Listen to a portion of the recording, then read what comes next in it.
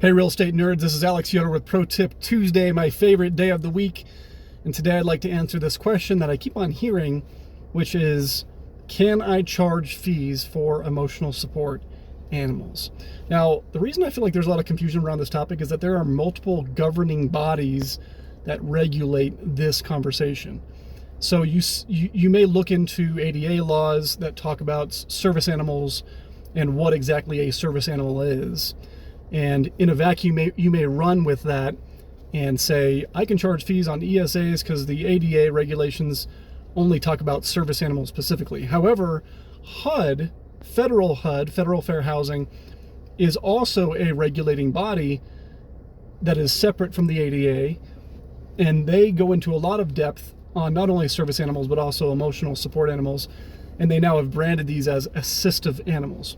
So in short, the answer is, if the tenant has a bona fide service or emotional support animal, aka an assistance animal or an assistive animal, you cannot charge any fees.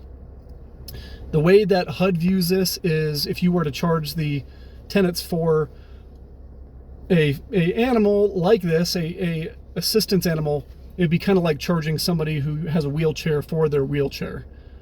We would never do that. So that's the way that they view it, even for emotional support animals. So do not charge anything extra. Approve or decline the application without even considering that as a factor.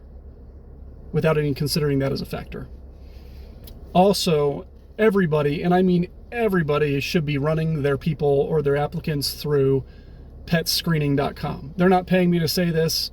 I just think it's a phenomenal company, and it takes all the burden. They shoulder all the burden, much of the risk in approving, accepting, or declining when people submit their paperwork to see if it is in fact bona fide and legitimate. So when you get an application on one of your properties, every single one of those applications should be going through petscreening.com first. Hopefully this was helpful for you. We'll see you next week.